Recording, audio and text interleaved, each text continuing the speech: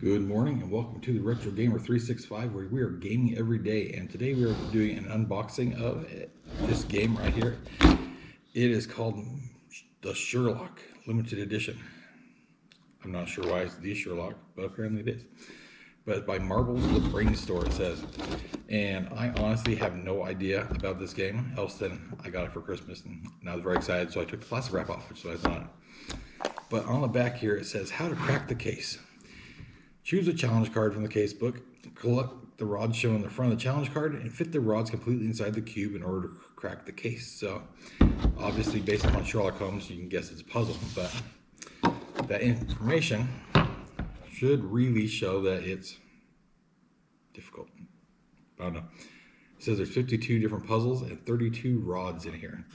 This box is made out of wood, so that is a big step in quality.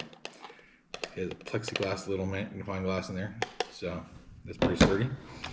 And then inside of this box, there are a whole lot of little rods, like it says. And so there are 32 of them here, it looks like, and they have numbers on them, anywhere from 1, which it's only one shape, so maybe that's what a key is. 2 has 1 space taken out of it. 3, it's a different space, so the initial guess is wrong. 4 has 2 of them, interesting. 5 has 2 on opposite sides. 6 has 2 that are cross-cut, it's interesting. 7 has, notice that they're cross-cut. And then we have 8, which is 3 of them cross-cut. That's a bit strange. 9 is a similar set of 3 cross-cut ones. 10 has 3 of them that are opposite side cuts, so that's weird. 11 is, oh my goodness, 4 of them cross cut. That's getting complex. And 5 is 1, 2, 3, 4 opposite cross cuts. Need more complex. 13 is a different set of 4 cross cuts. They're opposite sides also. 14 has 5 of them with cross cuts on them. That's getting hefty there. 15 is, oh my goodness, weird.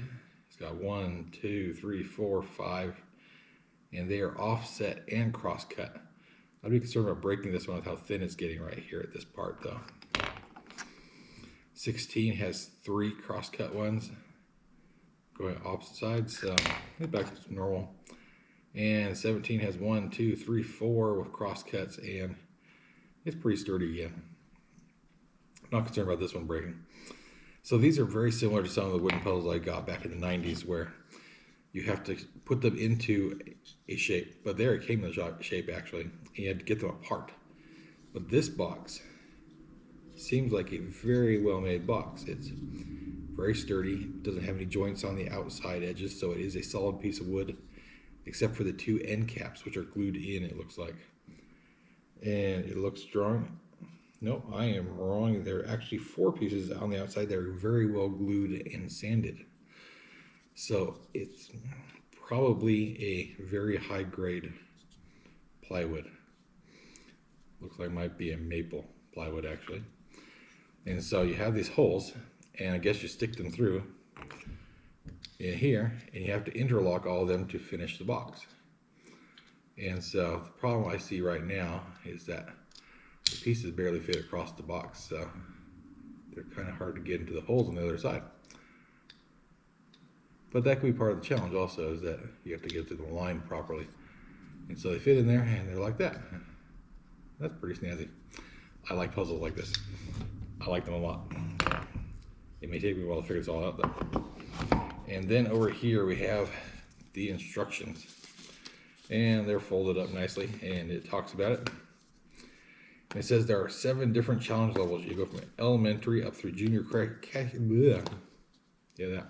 junior case cracker, intermediate inspector, sly sleuth, ace detective, mystery mastermind, and then Sherlock.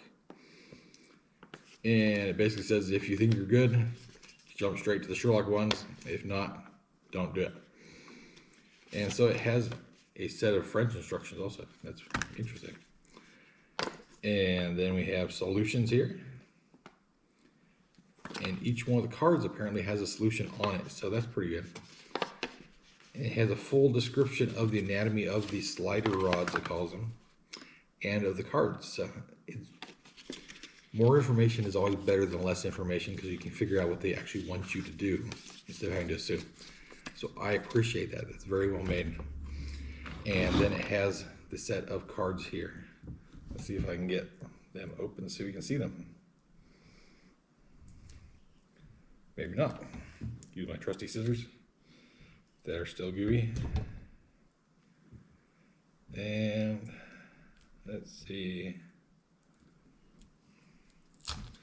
Obviously, it's not imperative to have a pull tab on these to open the cards, but it makes it much easier if they had them. So I like it when they have those. So we have 1 through 20, 30, 40, 52, like I thought, and it says right there. So we'll look at card number 1 here. And it says, hint, there will be no rod in hole G. I don't know where hole G is. I presume that hole G is labeled on the instructions. Maybe. And so it says 1, 1, 4, 4, 5, 5. So I guess you have to have 2 1 rods, 2 4s, and 2 5s in order to solve it and get in there. And it doesn't say anything else on here, but there are 1, 2, 3, 4, 5, 6, 7 possibilities of holes at any given time on this box. 4 on this side, 2 on this, and then 1 through. So we're using 6 of the 7 possible holes here, and you just have to get them in there. So it does that. And so here on the back, it shows the box. And so it's laid out. And it has G labeled as being the top hole here, where it's just 1. And then it shows each card and where the rod goes to go through it, to solve it. So that's a very useful type of solution. I've seen solutions where it just says which ones to stick in there, and that doesn't help anything. Or ones where it says stick it in here in this order. That may or may not work. I don't know about other ones later on, because I'm not going to spoil it by looking at them, but I presume that there are ones that require specific orders later. And so going back to this side of the box here, this is very well made plywood inlaid here, and it has lots of joints in here, and it looks like they're all just simple butt joints for how it is constructed, which is not the most amazing, but it's pretty sturdily in here, and they're well glued, and they hold everything nicely. Everything has its own place. Nothing can fall out. I like that. Very sturdy. Gonna last a long time. So this game, overall, I don't know how much it costs. I know it came from Barnes & Noble because that's where I saw it at. And that was that. Yeah, I don't really know. But I will do a video about doing some of these puzzles later on. We'll see how they go. I put the lid on upside down, because it actually has writing on the back of the box right here in gold. So I will do some more research on this, and we'll do a video about doing a puzzle on it later. So that's everything I have for you today. And if you want to see more videos on good board games and video games, card games, any type of game, because we're gaming every day, just hit that subscribe button and like. Have a good day. Bye.